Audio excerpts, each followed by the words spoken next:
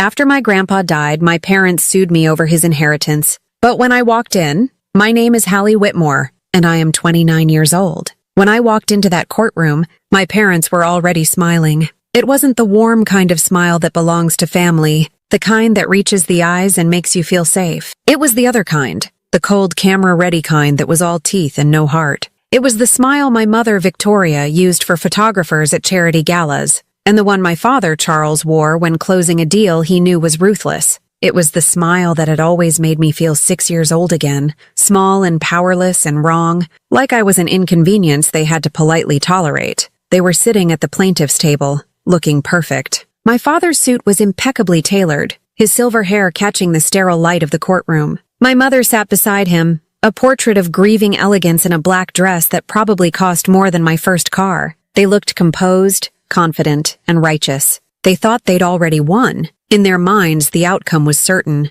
They were the parents, the rightful heirs who had been wronged by a manipulative daughter. I was the problem to be solved, the obstacle to be removed. They thought I was still that lost little girl they had left behind, the one who would shrink under their sharp gazes and collapse under pressure. They were counting on me to break, but they didn't know I wasn't walking in alone. They couldn't see who was walking in with me. My grandfather, the man they had abandoned and I had loved with every piece of my broken heart, had left me more than a fortune. He had spent 24 years arming me with something far more valuable. He'd left me the truth. And truth, when it walks into a courtroom, doesn't need an introduction. It doesn't need to shout. Its presence is enough to make lies feel suffocatingly small. I walked to the defendant's table and sat down, my own lawyer giving my shoulder a reassuring squeeze. I didn't look at my parents. I didn't need to. I could feel their condescending stares burning into the side of my face. I just focused on my breathing, just like Grandpa Henry taught me. In through the nose, out through the mouth, let the noise fade. Stand still in the storm. The bailiff called the court to order, and the judge entered. He was an older man with a tired face and eyes that had seen too much. He sat down heavily and opened the case file, his gaze scanning the first page. He glanced over at my parents, then at their lawyer. His expression was flat, unreadable. Then his eyes found me. He stopped. The papers in his hand went still. He leaned forward slightly, his eyes narrowing as he studied my face. Really studied me. A flicker of recognition, of something I couldn't place, crossed his features. The courtroom was so quiet you could hear the soft hum of the fluorescent lights overhead. My parents' smiles were frozen on their faces, their confidence beginning to waver in the face of the judge's unnerving focus. He looked from my face back down to the name on the file, then back to me again. He whispered something, a single sentence so quiet it was almost lost. But in the dead silence of that room, it landed like a thunderclap. Wait, you're her? And that's when my parents' smiles finally cracked. Before I tell you how everything flipped, like and subscribe, and drop a comment to let me know where you are watching from. But the story that brought me to that courtroom didn't start with a lawsuit or a will. It started on a hot, bright, mercilessly clear afternoon in Santa Barbara, on the day I turned 5 years old. It was the day my parents vanished from my life. The day had begun with a strange, heavy silence. Usually, the mornings in Grandpa Henry's sprawling house were filled with sound. The distant chime of a clock, the soft chatter of the housekeeper, Maria, in the kitchen, the rustle of Grandpa's newspaper. But that morning, an unnatural quiet had settled over the estate. It was the kind of quiet that feels loud, the kind that makes you hold your breath without knowing why. I woke up knowing it was my birthday, a fact that should have filled me with a fizzy, childish excitement. Instead, a knot of anxiety was already twisting in my stomach. I padded barefoot out of my room and into the grand hallway. My parents' bedroom door was ajar. I peeked inside. My mother, Victoria, was standing before a full-length mirror, examining her reflection with a critical eye. She was already dressed in a crisp, white linen dress that looked too formal for a regular day. Suitcases, sleek and leather-bound, were open on the bed, half filled with neatly folded clothes. My father, Charles, was on the phone in the corner of the room, his back to me. His voice was a low, tense murmur. "The arrangements are final," I heard him say. "No, there are no other options." He wasn't talking about a birthday party. I crept closer, my small feet silent on the thick Persian rug. "Mommy?" I whispered. She didn't turn around. Her eyes met mine in the mirror. For a fleeting second, I saw something other than her usual polished composure. It looked like guilt or maybe just irritation. Then it was gone, replaced by a bright, brittle smile. "Good morning, birthday girl," she said, her voice sounding like glass. Go on down to the kitchen. Maria will make you some pancakes. It was a dismissal. I knew it even then. There was no hug, no happy birthday kiss. I retreated, the knot in my stomach tightening. In the kitchen, Maria was humming a sad Spanish tune as she flipped pancakes. She smiled at me, but her eyes were full of pity, and that scared me more than anything. She had placed a single candle in my stack of pancakes, and she sang a quiet, lonely version of Happy Birthday to me. My parents never came downstairs. The hours that followed were a blur of anxious waiting. I sat in the living room with my favorite stuffed bear, watching the front door, convinced they were planning a surprise party. Any minute, they would burst in with balloons and a cake and presents, but the only sounds were the ticking of the clock and the low murmur of their voices from upstairs. Late that afternoon, they finally descended the grand staircase. They were carrying their bags. My father's face was a mask of grim determination. My mother had her large, dark sunglasses on, even though we were inside. The performance began on the gravel driveway, under the punishing glare of the California sun. The heat radiated off the stones, making the air shimmer. My father loaded the last of the bags into the trunk of their dark, gleaming sedan without a word. My mother knelt in front of me, the scent of her expensive perfume sharp and overwhelming. She took my hands in hers. Her touch was cool and dry, her fingers holding mine with a formal, distant pressure. "Be good for Grandpa, okay, sweetheart?" she said, her voice the one she used for strangers. The bright artificial tone that created a wall between her and the world. The question I had been holding in all day finally spilled out, my voice small and wobbly. "Where are you going?" "Just a short trip," she said, her smile never reaching her eyes. "A little vacation for Mommy and Daddy. We need a break." A break from what? The question formed in my mind, but I couldn't say it. I felt a confusing, terrible shame, as if their need for a break was somehow my fault. "Can I come with you?" I pleaded, my small hands clutching hers. "I'll be really good." For the first time, her perfect facade wavered. A flicker of something, annoyance, regret, crossed her face before it was smoothed away. "Not this time, baby," she said, her voice losing its forced cheerfulness and becoming flat. "This is for grown-ups. You'll have so much more fun here with Grandpa Henry. He has that big yard for you to play in." She was talking about the yard as if it were a substitute for her presence. She squeezed my hands once, a quick final gesture that was more of a release than an embrace.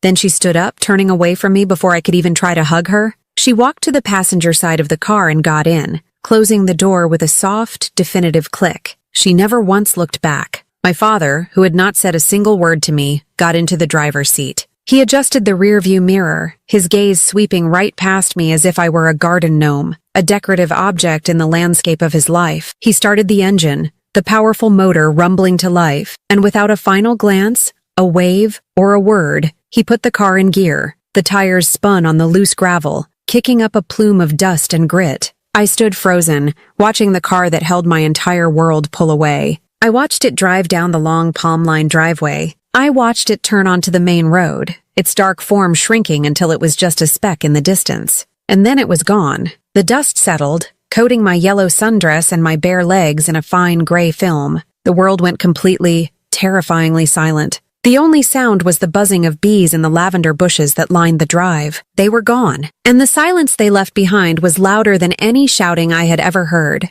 I stood there for what felt like an eternity, my 5-year-old mind unable to process the finality of it. I told myself it was a game, a test. If I waited long enough, they would come back. They had to. But the sun began to dip lower, painting the sky in shades of orange and pink, the colors of an ending, and the horrible truth began to seep into my bones. This wasn't a game. A sob clawed its way up my throat, a raw, ragged sound. The tears I had been holding back all day finally came, hot and fast. I crumpled to the ground, right there in the middle of the driveway, my body shaking with a grief too big for my small frame.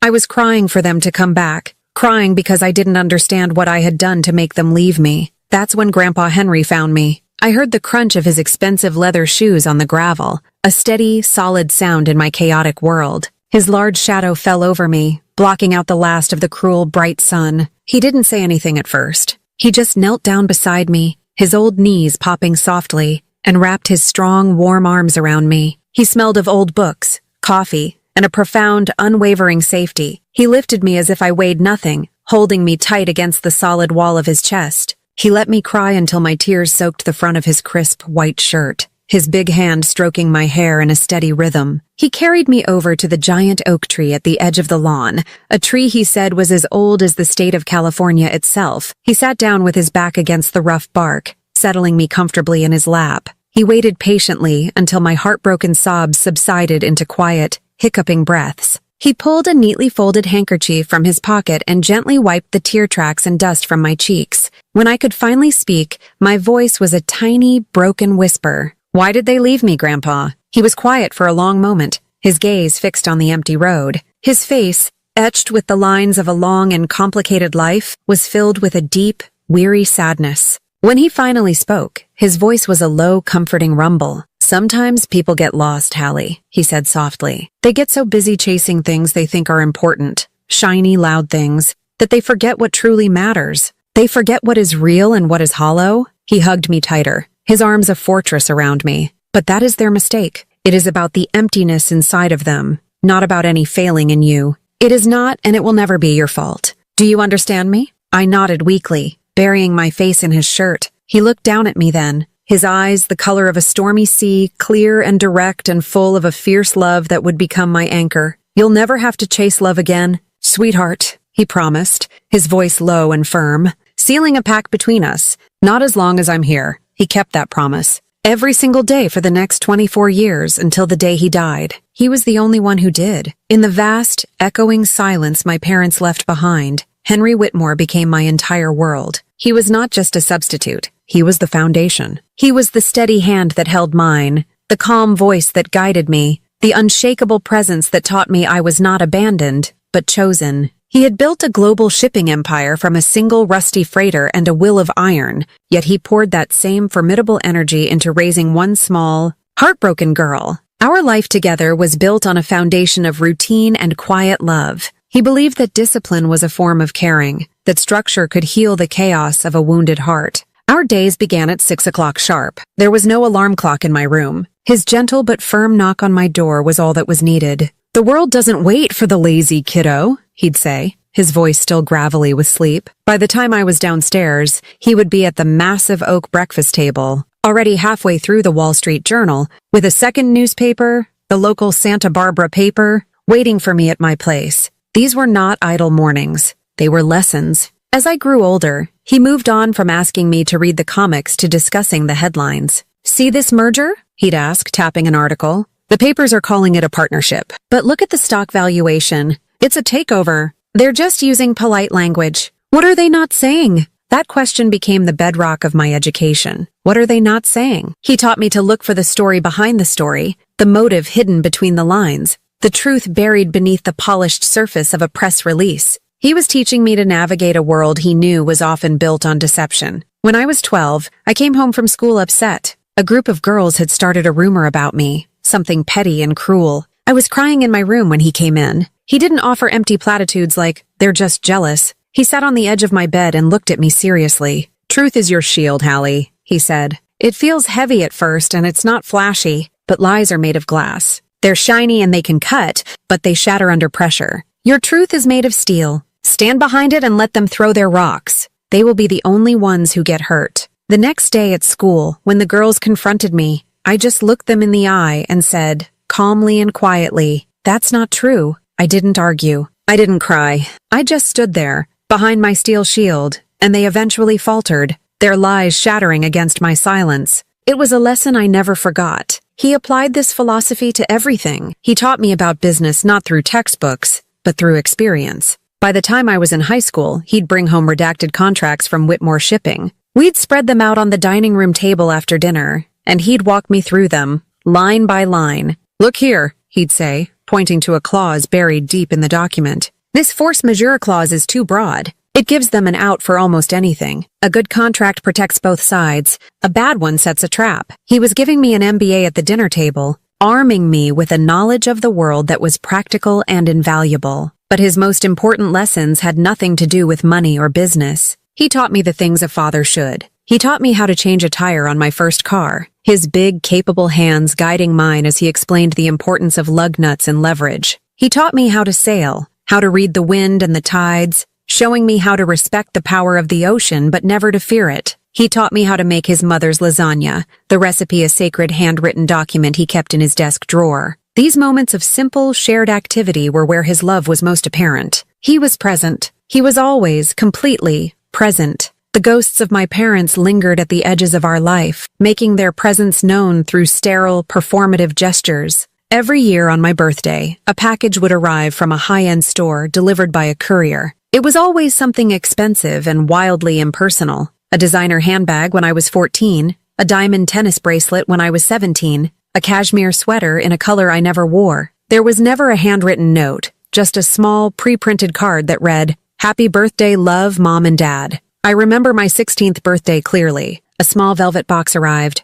Inside was a delicate, expensive diamond necklace. It was beautiful, but holding it felt like holding a piece of ice. It had no warmth, no meaning. I showed it to Grandpa Henry, my disappointment a heavy weight in my chest. He looked at the necklace, then at me. "Does this make you feel loved, Hallie?" he asked gently. Tears welled in my eyes as I shook my head. "No," I whispered. "It just makes me feel like an obligation they remembered to pay." He nodded slowly, his expression full of understanding. "Then let's turn their empty gesture into something meaningful," he said. The next day, we went to a reputable jeweler and sold the necklace. He let me choose the charity, and I donated the entire amount to a local shelter for runaway teens. It was a quiet act of defiance, a way of taking their hollow currency and converting it into something real. We did it every year after that. He rarely spoke of his son, my father. The pain was too deep, a wound that had never properly healed. But one rainy afternoon, I found an old photo album in his study. In it was a picture of a much younger Grandpa Henry, his arm around a teenage boy with my father's face and a genuine, happy smile. "He used to love the sea," Grandpa said, his voice soft, coming from behind me.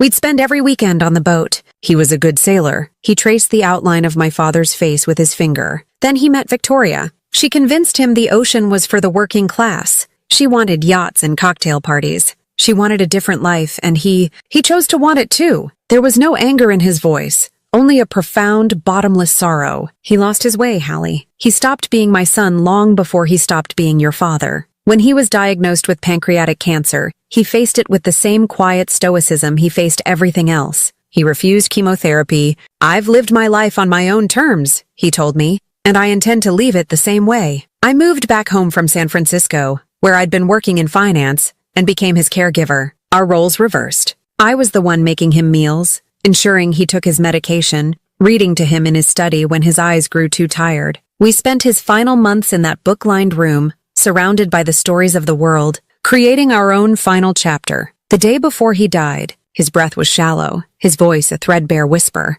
but his mind was as sharp as ever. He clutched my hand, his grip surprisingly strong. "They will come back, Hallie," he said, his eyes locking onto mine, demanding my full attention. "When the money is on the table, the vultures always circle. They will come with their smiles and their lawyers." He paused, taking a ragged breath. "Don't let them poison my memory. Don't let them rewrite our story. What we had, it was real. Don't let them tell you otherwise."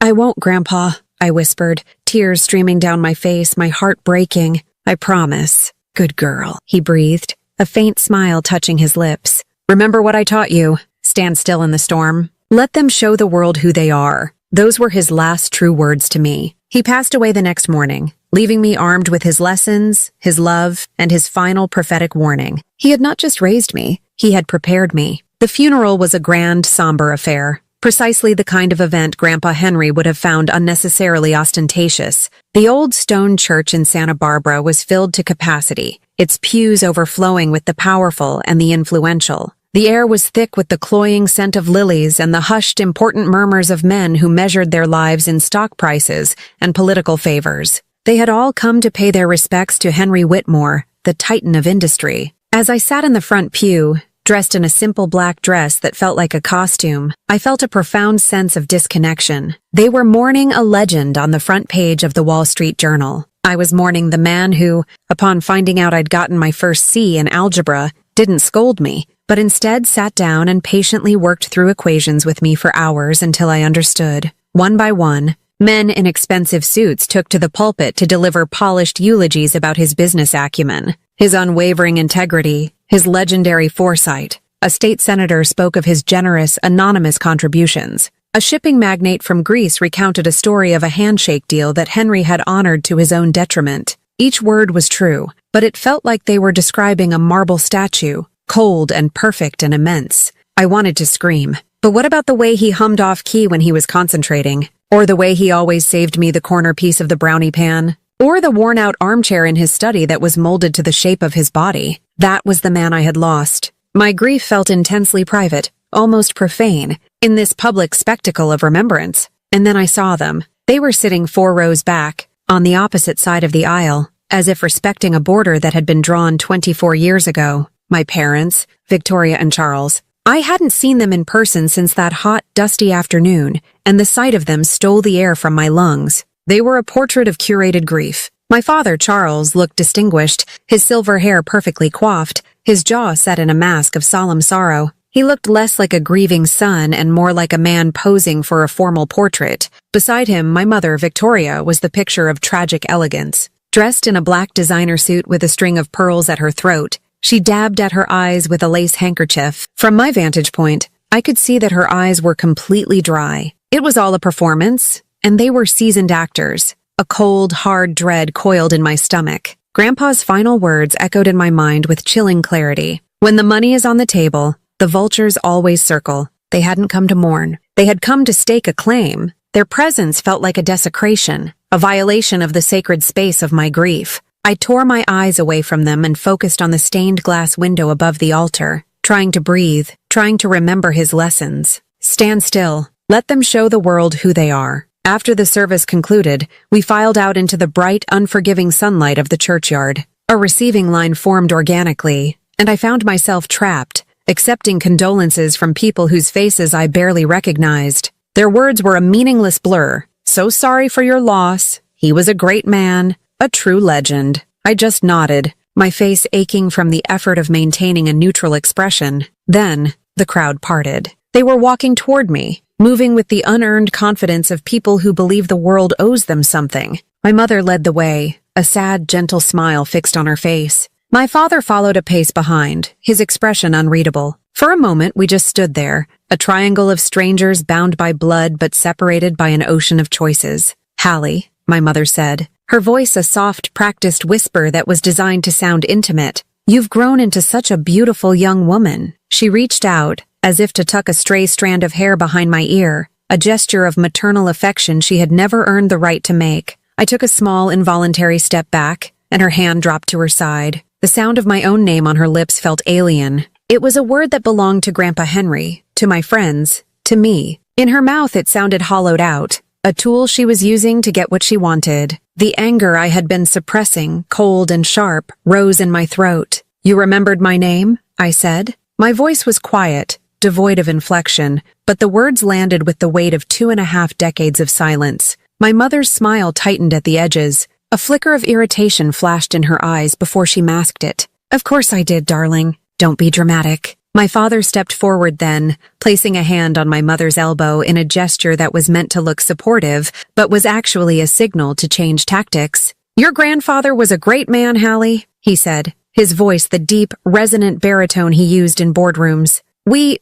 always regretted how much distance grew between us." The lie was so breathtakingly audacious that I felt a moment of dizzying disbelief. They didn't regret the distance. They had manufactured it. They had packed it in their leather suitcases and driven away with it. They had nurtured it with years of silence and neglect. "We're still family," my mother added, her voice regaining its syrupy, persuasive tone. "And in a difficult time like this, family needs to put aside its differences and come together. Family." The word was a weapon in her mouth. These people, these strangers who shared my DNA but nothing else, were trying to claim that sacred title now that it was attached to a billion-dollar estate. The hypocrisy was a physical thing, something I could taste, bitter and metallic at the back of my throat. I looked at my mother's perfectly made-up face and my father's impassive one, and I knew that if I opened my mouth, a torrent of rage and pain would come pouring out. I would scream at them. I would demand to know how they could have left a 5-year-old child without a backward glance. I would ask if they ever, even for a single moment, wondered if I was okay. But I could hear Grandpa's voice in my head, calm and steady. Let them show the world who they are. A screaming match in a churchyard was what they wanted. It would make me look hysterical, emotional, unstable. It would fit their narrative, so I did the one thing they didn't expect. I said nothing. I gave them nothing. I simply held their gaze for a long, silent moment, letting them see the vast, empty space where a daughter's love and forgiveness might have been. Then I turned my back on them and walked away. I didn't run. I walked, my back straight, my head held high, leaving them standing there amidst the tombstones and the whispers. It wasn't an ending. I knew, with a certainty that chilled me to the bone, that it was just the opening salvo in the war to come. A week after the funeral, the air in the house still felt heavy with absence. Every room seemed too big, too quiet. The appointment for the will reading loomed over me like a gathering storm. It was to be held in Grandpa Henry's office, a room that was the heart of the house, and, for me, the most sacred space on earth. It smelled of old leather, pipe tobacco, a habit he'd given up years ago, but the scent lingered stubbornly, and books. Walking into it felt like a violation, but I knew it was where this had to happen. I arrived a few minutes early, needing a moment to ground myself. I ran my hand over the worn leather of his armchair, my fingers tracing the cracks like a map of the thousands of hours he'd spent there. I looked at the intricate model of the Star of the Pacific, his first freighter, which sat in a glass case by the window. This room wasn't about wealth. It was about a life's work, a legacy of grit and determination. The doorbell chimed, a sharp, unwelcome sound. A moment later, Mr. Briggs, my grandfather's lawyer for over 40 years, escorted my parents and their own lawyer into the office. My parents entered the room as if they were assessing a property they were considering buying. My mother's eyes scanned the antique furniture, the priceless maritime paintings. My father glanced at the portrait of Grandpa Henry over the fireplace with a detached, almost clinical expression. They were not seeing memories. They were seeing assets. They sat down at the large mahogany desk opposite me, arranging themselves with a practiced ease. They were a team, a united front. Their lawyer, a slick man named Donovan with a predatory smile, placed a polished leather briefcase on the desk with a soft, confident thud. "Hallie," my mother began, her voice dripping with false sympathy, "I'm glad we can do this together. I'm sure it's what your grandfather would have wanted." I just looked at her, my silence a wall she couldn't seem to find a foothold on. Mr. Briggs, a small, meticulously dressed man whose kind eyes were currently shadowed with weary resolve, sat behind the desk. He nodded curtly at my parents and their lawyer before putting on his reading glasses. The rustle of the thick parchment paper was the only sound in the room. He cleared his throat. "We are gathered here to read the last will and testament of Henry James Whitmore," he began, his voice formal and steady. He started with the standard legal jargon, a slow, methodical recitation of clauses and subclauses. The minutes stretched on, each one tightening the knot of tension in the room. My father tapped his fingers impatiently on the arm of his chair. My mother kept glancing at me, a strange, pitying little smile on her lips, as if she were about to witness a child's disappointment and was preparing her comforting words. She thought I was about to be given a respectable but minor trust fund, a token to keep me quiet while they inherited the empire. Mr. Briggs paused, taking a slow sip of water. He adjusted his glasses and looked over the rims at my parents. "Now, we come to the primary bequests." He detailed a few smaller items first: a generous donation to the Scripps Institution of Oceanography, lifetime pensions for his long-serving household staff, a small portfolio of stocks for a few old friends. With each minor bequest, my parents' posture grew more relaxed, more confident.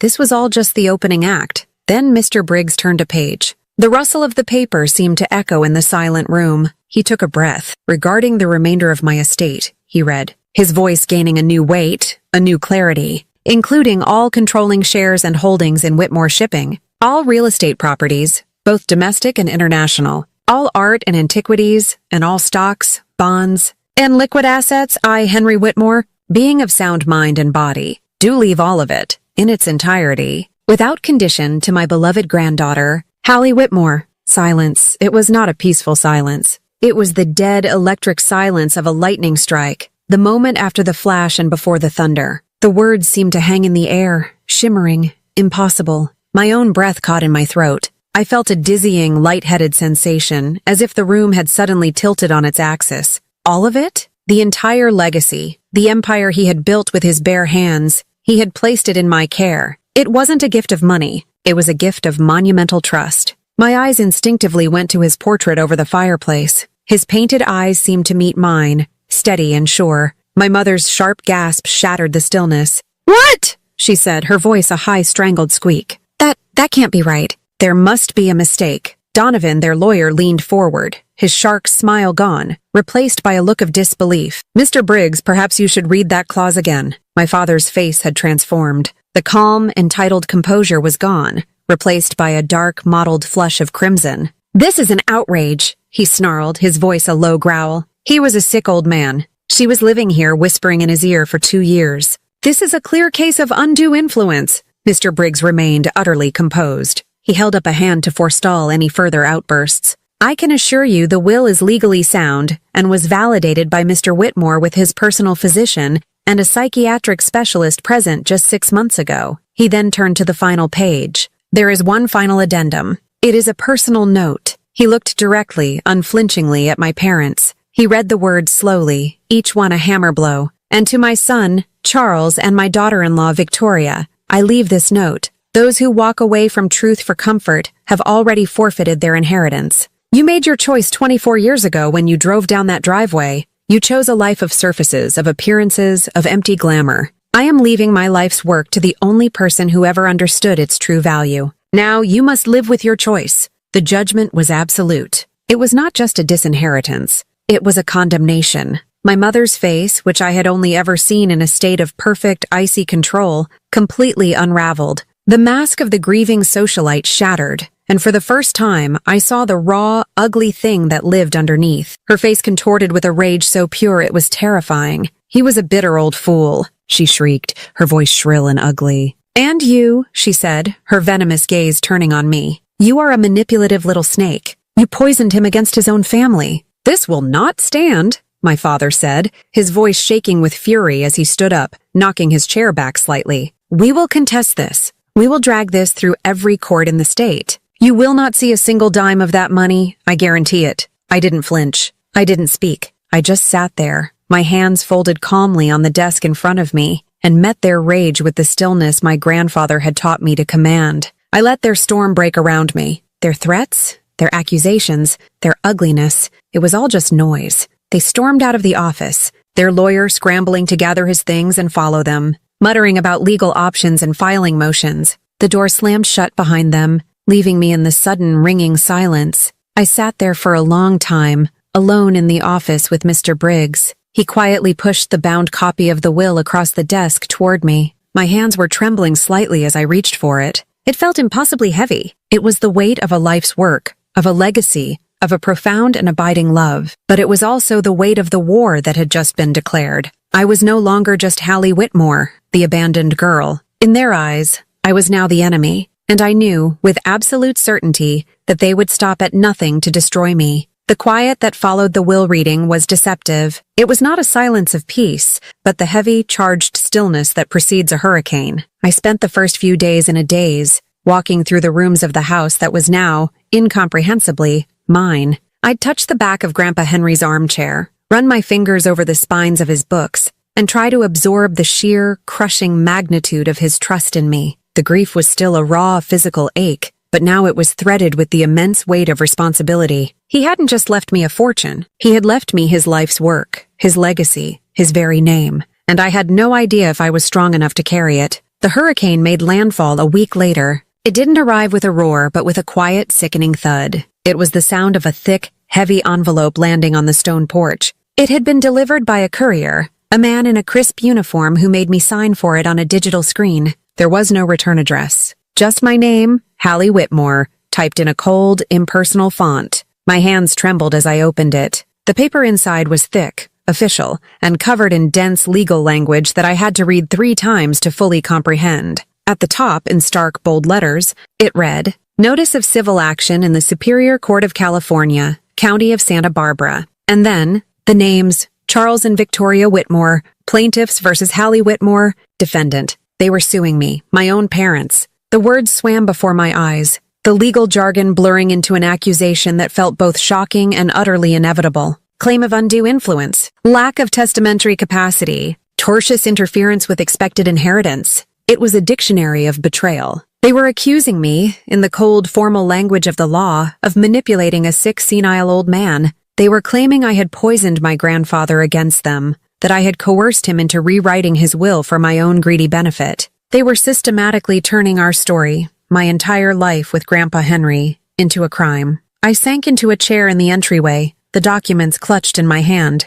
A wave of nausea washed over me. This was their next move. Not a phone call, not a letter, not a single attempt to speak to me directly. Just this, an act of war, delivered by a stranger. Grandpa's final warning echoed in my ears. They will come with their smiles and their lawyers. Within 48 hours, the private war went public. Their lawyer, Donovan, was a master of media manipulation. The story broke first on a sleazy financial news blog, then was picked up by the mainstream press. The headlines were brutal, designed to paint me as a villain in a melodrama. Billionaire's estranged daughter, accused of brainwashing elderly father for inheritance. Whitmore empire in turmoil as family cries foul play. The Santa Barbara schemer. How a granddaughter stole $1 billion fortune. My face was suddenly everywhere. A photo they must have pulled from my college alumni page. Smiling and naive. It was plastered next to pictures of my parents looking somber and victimized as they left their lawyer's office. Reporters, like hungry wolves, began to camp outside the estate gates.